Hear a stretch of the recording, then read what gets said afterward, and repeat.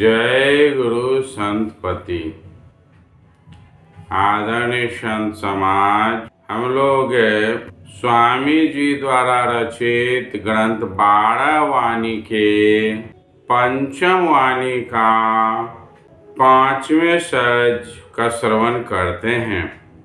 आते हैं 5वें सज में संतपति शिवनारायण स्वामी क्या कह रहे हैं, उनका श्रवण करें। कहते हैं स्वामी जी, अवर बाट घाट अवर घनेरा, मासुल बहुत चुकावे हो, नाही पावत तब कर बखेरा, कर्म की बात सुनावे हो। ये 5वें सज का पहला दोहा है। कहते हैं कि जब यह जीव भवसागर के निकट पहुंचता है, हम लोगों ने गुरुन्यास में जाना है, जीव भवसागर के निकट पहुंचता है और वहाँ यमराज हिसाब किताब लेते हैं। तो कहता है कि वहाँ अवर घाट बाट अवर घनेरा, बहुत सारे तरह तरह के घाट बाट हैं। अर्थात जैसे कि कोई शिव की पूजा करेंगे तो शिव लोग जाएंगे, कोई विष्णु की पूजा करेंगे विष्णु लोग जाएंगे, कोई ब्रह्मा की पूजा करेंगे, कोई काली की पूजा, कोई दुर्गा की पूजा आदि आदि पूजा करेंगे तो उन लोकों में जाएंगे। लेकिन कहते हैं कि वहाँ जाकर जो हम यह संसार में उसके लिए तरह तरह के कर्म करते हैं, वह कल्याण का मार्ग नहीं होता है। और वहाँ भवसागर के निकट जाकर सभी को अपना महसूल, दाम, कीमत भवसागर पार करने का चुकाना पड़ता है, चाहे जो भी हो।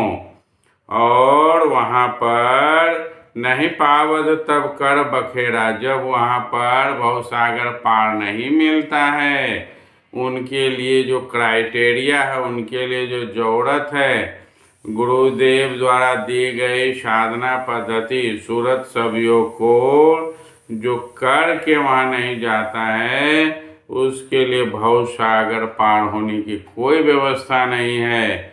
और फिर वहाँ पर वे बखेरा लगाते हैं कि हमने तो यह किया वह किया, संसार में रह के इसकी पूजा की, व्रत किया, तीर्थ गया, आदि आदि तरह तरह का सब काम मैंने किया। तरह तरह के बात का बखेरा करते हैं और फिर कह कर यमराज को सुनाते हैं। और वास्तव में हम लोगों ने कामिनी खंड में इस चीज की चर्चा को अच्छे से सुना है। फिर कहते हैं दूसरे दोहे में, लेखा लेत देत सब अपना, तब जाई घर पाई हो, वाद विवाद करे क्यों केतनो, जीते ना तो ताहि हरावे हो। कहते हैं कि लेखा जोखा वहाँ अपना देते हैं, और जब उस लेखा जोखा में हमें निज घर जाने के लिए, निज धाम जाने के लिए जो क्राइटेरिया है, जो शर्तें हैं, वह अगर पूरा हो जाता है तो वह भवसागर के पार जाने की अनुमति मिल जाती है। वहाँ पर स्वयं सद्गुरु नाव लेकर पतवार खेते हुए भवसागर पार करा देते हैं। भजन सब में बहुत सुंदर कहा गया है, उसी भवसागर के निकट के लिए भजन में आया है। कथी के रनैया कथी के पतवार हो, के होइत खेवनहार हो। फिर आंसर में कहते हैं सूरत के नैया शब्द पतवार हो, गुरु मोरा होइत खेवनहार हो। आदरणीय संत समाज, जब हम ही लेखा जोखा ठीक से दे देते हैं, हिसाब किताब दे देते हैं, तब फिर गुरुदेव जो है नैया को उस पार लेकर जाते हैं, अर्थात हम भवसागर के पार चले जाते हैं, अपने लोक की ओर गमन कर जाते हैं। फिर कहते हैं इसके अतिरिक्त कोई उपाय नहीं है। वाद विवाद करे क्यों केतनो, वहाँ पर कितना भी वाद विवाद करें, हम तो बहुत कर्म किए, यह किए वह किए, हमें पार जाने दे दीजिए, थोड़ा घूस घास ले लीजिए, यह सब वहाँ चलने वाला नहीं है। और वह यमराज वहाँ हारने वाला नहीं है। वह कर्म का जो हमारा बंधन है, फेर है, वह ठीक होना चाहिए।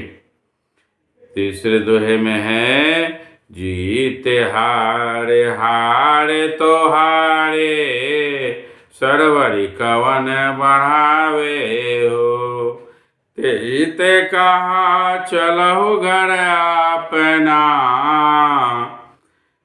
आप देखे पंथ पावे हो। कितना भी हम वहाँ हुज्जत करेंगे, वहाँ पर हमें हार देखनी होगी। वहाँ पर कितना भी प्रयास करके जब तक हम अपने कर्म को ठीक करके नहीं जाएंगे, सूरत शब्द योग की साधना को करके नहीं जाएंगे, वहाँ पर हमको मुजरा नहीं सुनाएंगे, मुजरा निज नाम को नहीं दे लखाएंगे, तब तक हम पार नहीं कर सकते हैं। और फिर से लौट करके 84 में आना होगा।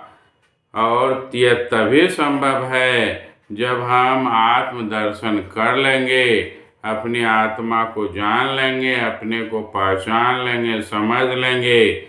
यह हिसाब किताब जब हम जान लेगा तो फिर कोई रुकावट नहीं है, वह भी नतमस्तक हो जाएगा।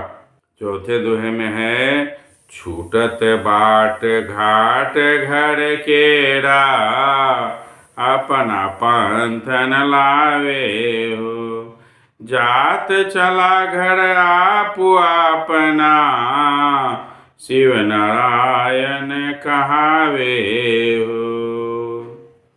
जो अपने पंथ को अर्थात सूरत सब योग को नहीं करते हैं, अपने रास्ते पर नहीं चलते हैं, हमें मानव को मिला है भक्ति करने के लिए संसार में, हम भक्ति कर अपना कल्याण नहीं करते हैं, निज घर को नहीं जाते हैं, तो फिर सब बेकार हो जाएगा। शिव स्वामी जी कहते हैं कि अपने को पहचान कर अपने घर की ओर चलें, निज देश की ओर चलें, अन्यथा कोई भी रास्ता काम में नहीं आएगा। आदरणीय संत समाज, अपने को उस पथ पर डालना चाहिए और अपने जीवन का कल्याण करना चाहिए। इतना ही कहकर आज वाणी को विराम देता हूँ। जय गुरु संत।